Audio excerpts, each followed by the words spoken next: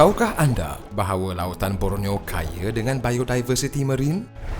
Perairan yang bersih dan kaya dengan cahaya matahari memberi kondisi sempurna untuk hidupan marine, terutama untuk kultivasi rumpai laut. Terdapat dua jenis rumpai laut utama yang diusahakan di Malaysia. Ia adalah Kappa ficus dan Eucheuma. Rumpai laut ini amat berharga kerana kandungan carrageenan yang diekstrak daripadanya selepas proses pengeringan. Carrageenan adalah bahan mentah yang sering digunakan dalam industri pembuatan makanan, pharmaceutical dan kosmetik. Kultivasi rumpai laut adalah aktiviti ekonomi berasaskan keluarga dan komuniti di Sabah.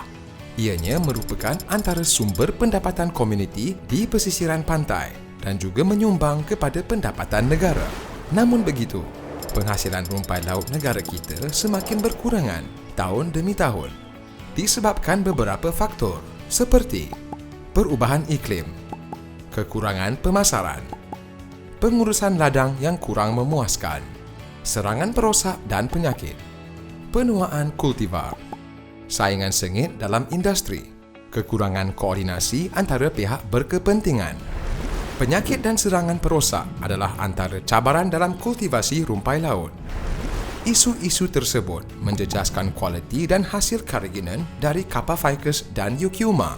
Stres dari persekitaran seperti perubahan iklim dan pencemaran air boleh mengakibatkan sindrom ais-ais kepada rumpai laut dan menyebabkan kerugian besar kepada peladang apabila bahagian rumpai laut yang dijangkiti memutih dan reput. Terdapat dua jenis perosak iaitu lumut dan epifit yang mengancam pertumbuhan rumpai laut kerana mereka bersaing untuk cahaya matahari dan nutrien dari air laut. Lumut perlu dialihkan dari tali dan dibuang ke daratan untuk membolehkan pertumbuhan rumpai laut yang baik. Proses ini mudah dilakukan dengan merumput. Manakala jangkitan epifit boleh dielakkan melalui amalan perladangan yang baik.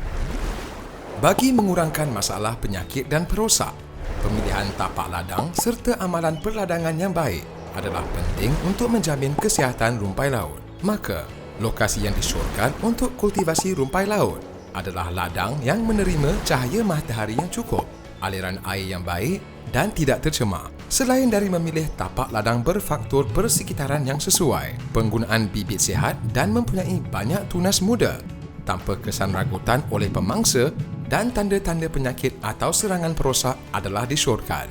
Pengetahuan tentang asal-usul bibit rumpai laut adalah penting supaya langkah kuarantin boleh diambil jika diperlukan.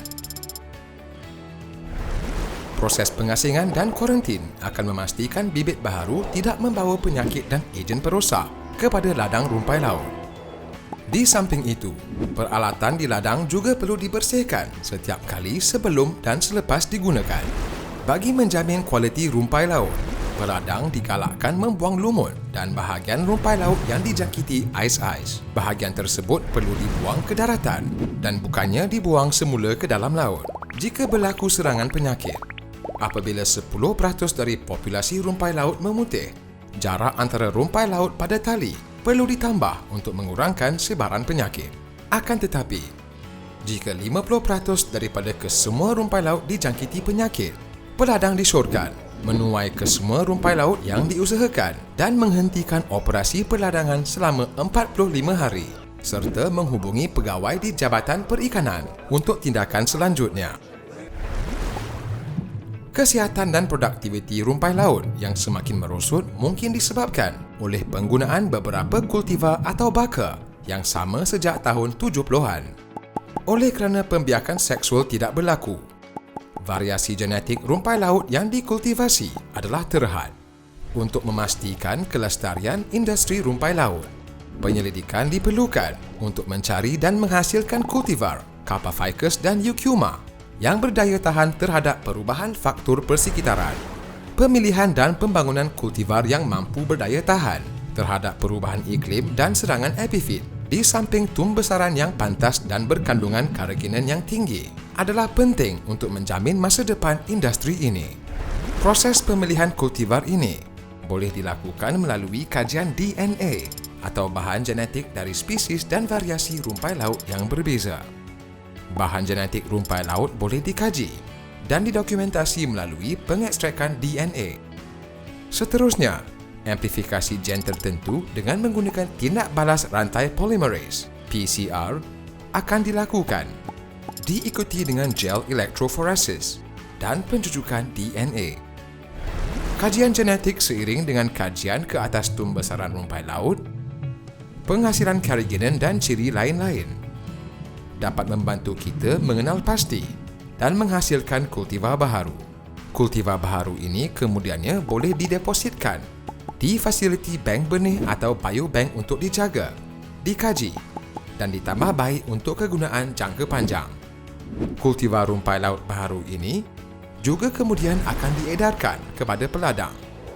Menurut hasil kajian terkini, terdapat populasi semula jadi Carpophycus striatus, Carpophycus malaysianus dan Eucheuma denticulatum di Malaysia.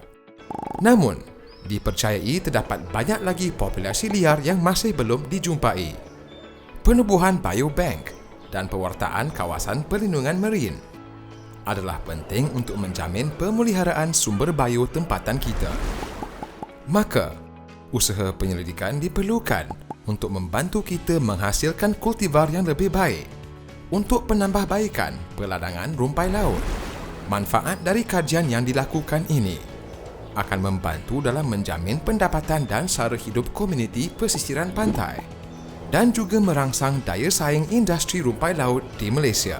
Kesimpulannya, pembangunan industri rumpai laut di Malaysia amat bergantung kepada kerjasama antara kesemua pihak yang terlibat. Jadi, marilah kita berganting bahu dalam memastikan industri rumpai laut yang lestari di Malaysia.